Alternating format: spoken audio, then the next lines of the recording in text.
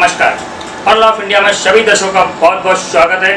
मैं मोहित गुप्ता, आप देख रहे हैं अपना पसंदीदा प्रोग्राम खास मुलाकात। खास मुलाकात में आज हमारे खास मेहमान माननीय ओम प्रकाश शर्मा जी, जो कि 8 बार से उत्तर प्रदेश विधान परिषद के सदस्य हैं और उत्तर प्रदेश माध्यमिक शिक्षा संघ के अध्यक्ष हैं। बहुत बहुत स्वागत है आपका। धन्यवाद सर, जैसा हमने देखा है, आप समय समय पर शिक्षकों की बात करते नजर आते हैं और शिक्षकों की आवाज़ को जोर शोर से सदन में भी उठाते हैं और बाहर भी रखते हैं। तो सर, मैं जानना चाहता हूं कि आपका संघर्ष कब तक चलेगा और आपकी सरकार से शिक्षकों के हित में क्या मांगे हैं, आप क्या चाहते हैं?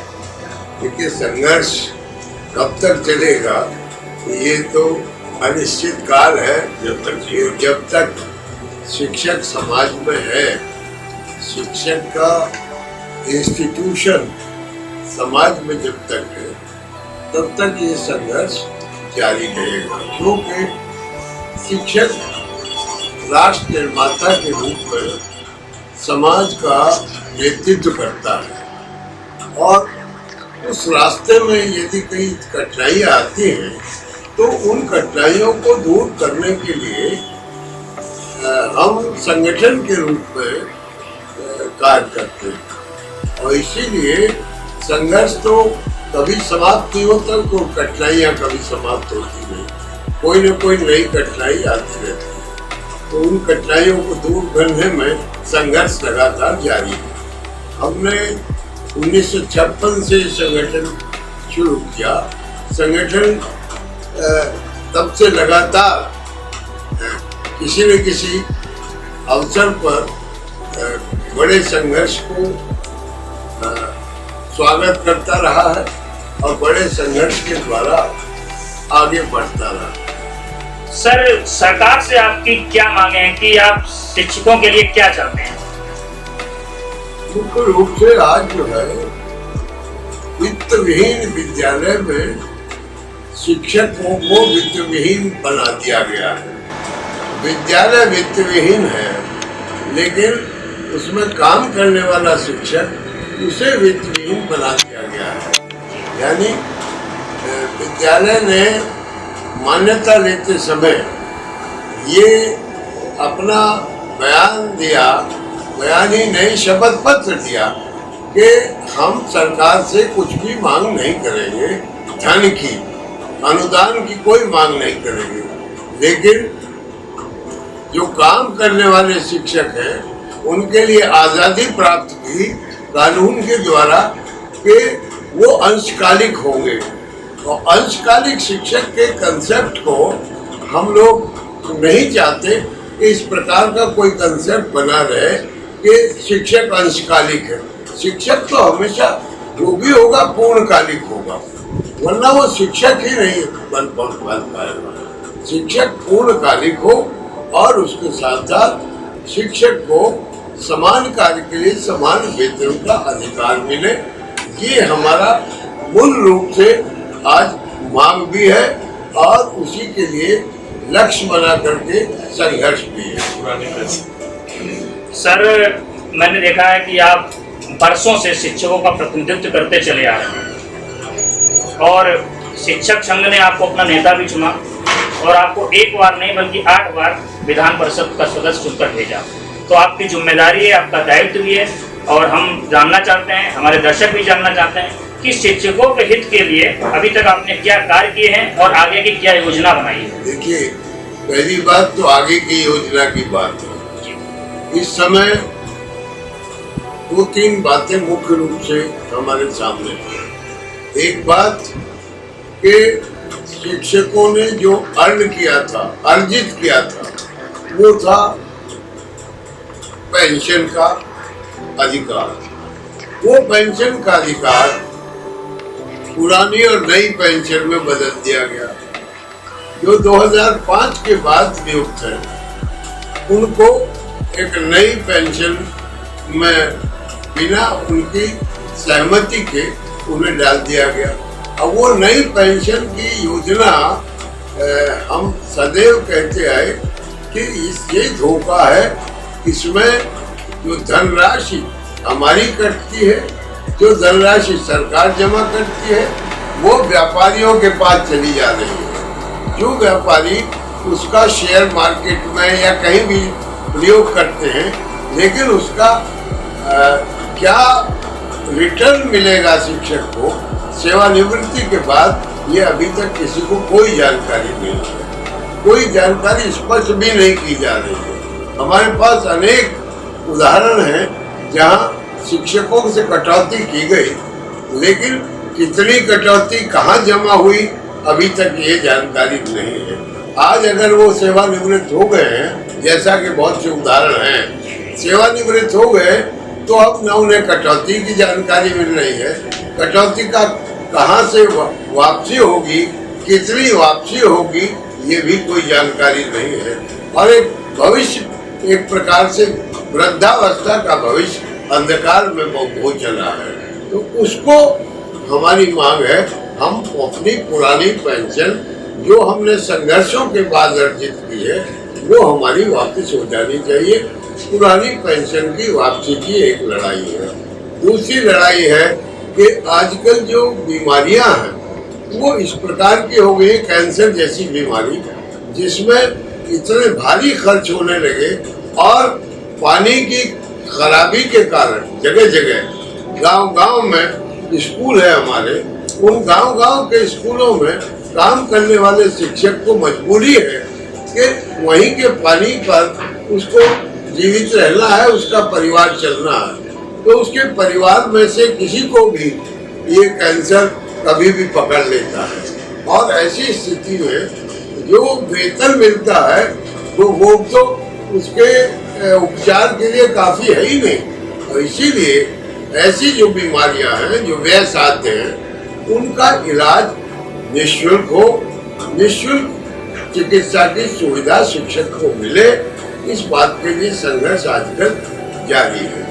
इसी प्रकार से जो महिला शिक्षक हैं, उन महिला शिक्षकों के साथ आजकल प्रबंधकीय व्यवस्था में बहुत ही ऐसी परिस्थितियां पैदा हो गई हैं कि वहाँ संघर्ष करते करते हम लोग भी थक गए हैं। अभी इलाहाबाद का एक प्रकरण है जिसको हम सदन में कई बार उठा चुके हैं। वहाँ महिला शिक्षकों को इतना परेशान किया जा रहा है कि जिसमें मानवीय जो सम्मान है वो भी उनको गंवाना पड़ रहा है और मजबूर किया जा रहा है कि किस तरह से अपनी इज्जत भी दांव पर लगाएं। तो इस तरह से हम लोग उन सब के लिए लड़ाई और संघर्ष न कर रहे हैं। सर, पेंशन को लेके आपने एक बात कही थी कि जो सरकार ने नई पेंशन योजना लागू की है, ये पूर्ण रूप से धोखा है और आप जो पेंशन की बात कहते हैं वो आपका अधिकार है, कोई भीख नहीं है। तो हमारे दर्शक जानना चाहते हैं, कुछ लोग ऐसे भी हैं जो नहीं जानते हैं कि पुरानी पेंशन योजना और नई पेंशन योजना में अंतर क्या है। तो हमारे दर्शक आपसे जानना चाहते हैं कि नई पेंशन योजना और पुराने पेंशन योजना में क्या फर्क है, क्या अंतर है? देखिए, पुरानी पेंशन योजना, उसको तो सुप्रीम कोर्ट ने भी कहा है ये पेंशन कोई भीख नहीं है, ये तो वेस्टेड राइट है, शिक्षक का राइट है और इसको प्राप्त कर किया है हमने संघर्ष के द्वारा, सत्याग्रह के द्वारा, जेलें भर के इसको प्राप्त किया है। पहले से नहीं थी। जब उसको अर्जित है हमारी, उसको कैसे छीन रहे हैं, संपत्ति को कैसे छीन रहे हैं। सरकार ने, वो सुप्रीम कोर्ट ने कहा ये प्रॉपर्टी है शिक्षक की, किसी भी कर्मचारी की, पेंशन इज ए प्रॉपर्टी, तो उस प्रॉपर्टी को नहीं छीना जा सकता, लेकिन छीन लिया गया। उसके लिए रेस्टोर करने की लड़ाई है ये एक प्रकार से।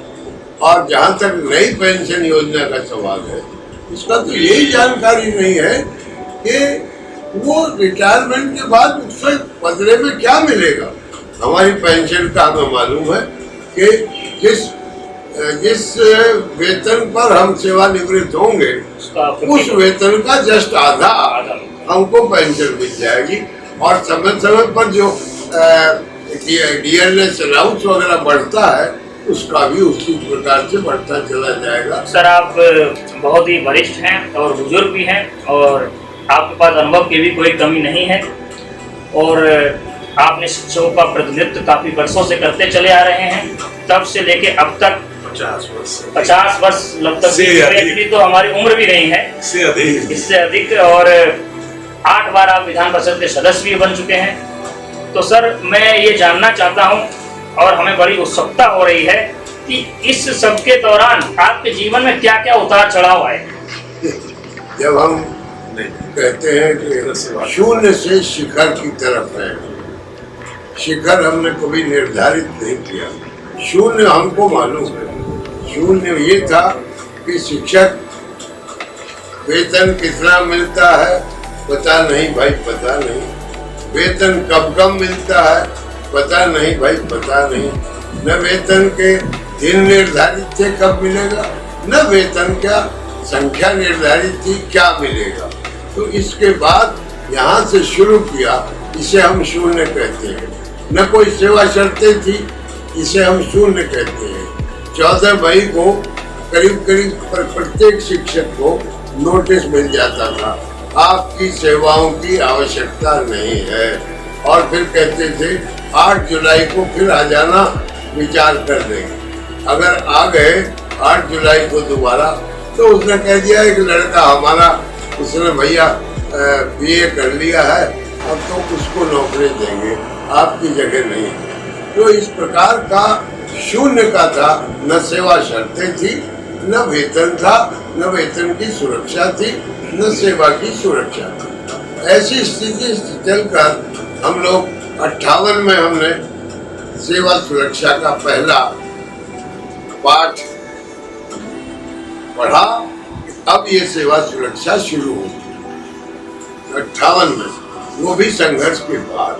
कोई अपने आप किसी ने कुछ नहीं दिया, संघर्ष के बाद दिया। और उसमें ये हुआ कि किसी की भी सेवा समाप्त नहीं की जा सकती जिला विद्यालय निरीक्षक के पूर्वानुमोदन के बिना। वहाँ से हमारा सेवा सुरक्षा प्रारंभ हुई। 1971 में हमने वेतन सरकार की खजाने से लेने का जो संकल्प था वो पूरा हुआ। वो 1971 1 अप्रैल 1971 से हमारे सभी शिक्षकों को उत्तर प्रदेश में वेतन का भुगतान सरकार के खजाने से सीधे सीधे उसके खाते में जाने लगा। तो इस प्रकार से आगे बढ़ते गए, आगे बढ़ते बढ़ते कहाँ तक आए। 73 में हमने राज्य सरकार के कर्मचारी जो शिक्षक हैं, राजकीय विद्यालयों में काम करते हैं, उनके बराबर वेतन पाया। 1973 में वो संघर्ष हुआ। माननीय हेमवती नंदन बहुगुणा उस समय प्रदेश के मुख्यमंत्री थे। उन्होंने ये भी तय किया कि अब आगे से कोई भी विद्यालय अनएडेड नहीं रहेगा, सब विद्यालय सहायता प्राप्त हो जाए। और सहायता प्राप्त होने में अगले 3 वर्ष में 301 वर्ष, 300 दूसरे वर्ष और 100 तीसरे वर्ष 700 विद्यालय थे। वो सारे के सारे 700 विद्यालय 3 वर्ष में सहायता प्राप्त हो गए। आगे कोई विद्यालय असहायक नहीं रहा। और इस प्रकार से अगले 10 वर्ष तक लगातार विद्यालय बिना सहायता के नहीं रहे। लेकिन 86 में 86 में फिर एक अमेंडमेंट ले आई सरकार के वित्तविहीन विद्यालय हो। अब वो उन वित्तविहीन विद्यालयों के लिए वही संघर्ष हमारा चल रहा है, जिसमें शिक्षक को अंशकालिक बना दिया गया। हमारा संघर्ष है शिक्षक पूर्णकालिक होगा। शिक्षक सेवा काल में किसी के भी निकालने से निकलेगा नहीं, उसकी सेवा सुरक्षित रहे। सर, आजकल आरक्षण एक बहुत बड़ा मुद्दा है। बाबा साहब ने जो आरक्षण लागू किया था, किस बेस पे किया था, हम भी जानते हैं और आप भी जानते हैं। ठीक है, आरक्षण के नाम पे सभी राजनीतिक पार्टियां अपनी अपनी रोटियां सेकती नजर आती हैं। अभी कुछ दिन पहले हमारी केंद्र सरकार ने 10% आरक्षण सवर्णों के लिए दिया था। तो सर, हम आपसे जानना चाहते हैं कि आरक्षण पे आपकी क्या राय है कि वो सवर्ण आरक्षण क्या था। सवर्ण आरक्षण की हमारे जानकारी तो कोई साफ नहीं है। सवर्ण आरक्षण जहाँ तक हमने समझा है वो ये है कि जो सवर्ण जातियाँ हैं जो कही जाती हैं, सवर्ण जातियों में जो गरीब लोग हैं, जो निर्धनता के कारण आगे नहीं बढ़ पाते हैं, ऐसे लोगों को 10% आरक्षित पदों में से मिल जाए। तो ये कोई साफ उसकी तस्वीर अभी तक सामने नहीं है। तो सर ये कैसे निर्धारित होगा, निर्धारित कैसे होगा कि कौन गरीब है, कैसे पता करेगी? ये सरकार का, ये काम तो सरकार का है कि उसकी माली हालत क्या है। माली हालत इस बात से जाहिर होगी कि एक नौजवान है, काम के लायक है, उसकी शिक्षा भी है, उसे रोजगार नहीं मिल रहा है और इसीलिए घर में गरीबी है। उस गरीबी के लिए यही पहचान है कि अगर किसी के घर में गरीबी है तो वो उसी निर्धनता की श्रेणी में आएगा, चाहे वो सवर्ण जात का है। तो सर अभी हमारे भारतीय वैज्ञानिकों ने बहुत ही हर्ष का विषय, बहुत खुशी की बात है कि अंतरिक्ष में चंद्रयान 2 भेजा है। तो उसके लिए आप हमारे भारतीय वैज्ञानिकों को क्या कहना चाहेंगे? हम सभी भारतीय वैज्ञानिकों को बहुत बहुत बधाई देते हैं, शुभकामनाएं देते हैं कि जिस उद्देश्य से ये अंतरिक्ष में यान भेजा गया है, वो जिस उद्देश्य को लेकर गया है उस उद्देश्य की पूर्ति हो, वो अपना कार्य पूरा करे। जो हमारे वैज्ञानिक उससे अपेक्षा करते हैं, उस अपेक्षा के अनुसार ही उससे प्राप्ति हो, उपलब्धि हो, जिससे कि हमारे वैज्ञानिक और आगे बढ़ सके और देश का नाम उससे आगे रोशन कर सके, दुनिया के उन देशों से आगे बढ़ जाए जो अंतरिक्ष में अपने यान भेजते रहे हैं। तो उनमें आगे बढ़कर हमारा देश भी उसी प्रकार से उन्नति करेगा। सर हमारा आखिरी सवाल, पर्ल ऑफ इंडिया के माध्यम से आप हमारे प्रदेश की और देश की जनता को राजनीति, जाति, मजहब और जाति पात और धर्म से हटकर क्या संदेश देना चाहेंगे, जिससे सबसे बड़ा वर्ग हमारे देश में जो युवा वर्ग है उसके भविष्य निर्माण में उसकी मदद हो सके? मैं तो ये कहूँगा कि हम हमेशा से मानते आए हैं कि धर्म नहीं, मजहब नहीं सिखाता आपस में बैर रखना, हिंदी है हम वतन है, हिंदुस्तान हमारा, यही जो रास्ता है, यही रास्ता तरक्की का रास्ता है। हमें इसी रास्ते पर चलना चाहिए। इंसान इंसान है, उसमें मजहब से हम नहीं तो हमारे ही लोगों ने तो बांटा है, उसको हम ही खत्म कर सकते हैं।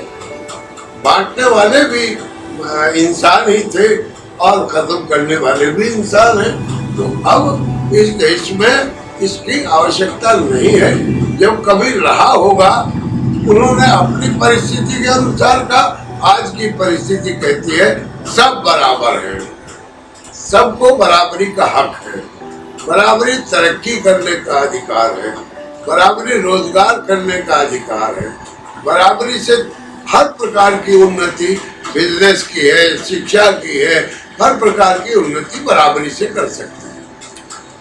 बहुत बहुत धन्यवाद आपका। बहुत धन्यवाद। ये थे हमारे साथ माननीय ओम प्रकाश शर्मा जी, जो कि 8 बार से MLC हैं और उत्तर प्रदेश माध्यमिक शिक्षा संघ के अध्यक्ष भी हैं। ऐसे ही व्यक्तित्व के धनी शख्सियतों से खास मुलाकात प्रोग्राम के जरिए आपकी मुलाकात कराते रहेंगे, आपको रूबरू कराते रहेंगे। जब तक के लिए जय हिंद, नमस्कार।